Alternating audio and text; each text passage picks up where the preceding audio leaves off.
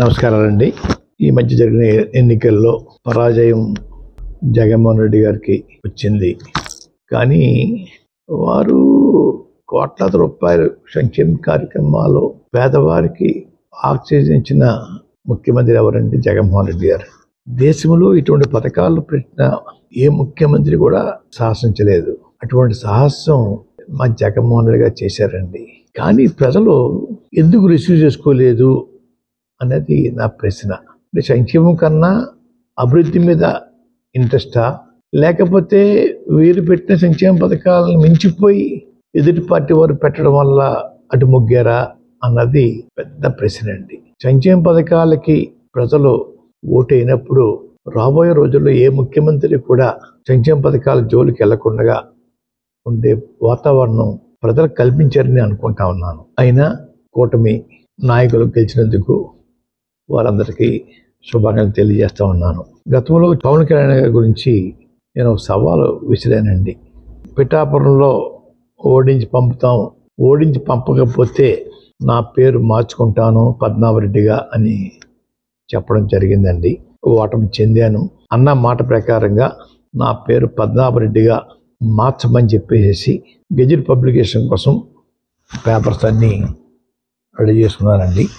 రేపు పూర్తిగా నింపి పేరు మార్పు కోసం దరఖాస్తు చేస్తానండి.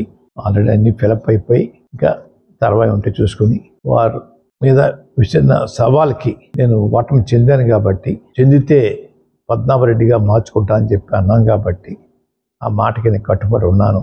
ఆ ప్రకారంగా పద్మనాభరెడ్డిగా మార్చమని గెజిట్ పబ్లికేషన్లో ఎంటర్ చేయమని అడుగుతానండి. గెజిట్ పబ్లికేషన్ అయిన తర్వాత మళ్ళా మీకు ప్రెస్కి ఆ నమోదైన పేపర్స్ మీకు ఇస్తానండి.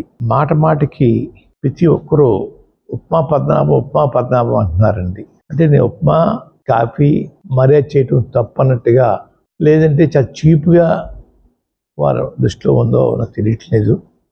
ఉప్మా పద్మనాభం అనే వారిని నేను మీరు ఎవరైతే ప్రేమిస్తున్నారో వారి చేత రోజు పలావులు పెట్టించండి. పలావులు పవన్ కళ్యాణ్గా వారిని తయారు చేయండి. అంతేగాని నన్ను మాటికి ఉప్మా పద్మనాభం అని అవమానించాలని ప్రయత్నం చేస్తూ ఉన్నారు. మా తండ్రిగా తాతగా దగ్గరించి కూడా ఇంటికి వచ్చిన వారికి మర్యాద చేయటం మాకు అలవాటు. ఆ అలవాటుని తప్పుగా మీరు బోతలు చూపిస్తూ ఉన్నారు. మీ ఇళ్ళకి వచ్చినప్పుడు మీరు టిఫిన్ కాఫీ పెట్టరా, అది కూడా చులకంగా మేము అంటే మీ పరిస్థితి ఏంటి? వచ్చిన వారు మర్యాద చేయటం మాకు అలవాటు, మా కుటుంబంలో ఉంది. అయ్యా మాది విరక్తి వచ్చిస్తుంది పోనీ విరక్తి ఉప్మా వచ్చేసిందని నేను బాధపడలేదు. మీరు ప్రేమించే నాయకుల చేత పొలాలు పెట్టించండి అయ్యా. రోజు పొలాలు పెట్టించండి.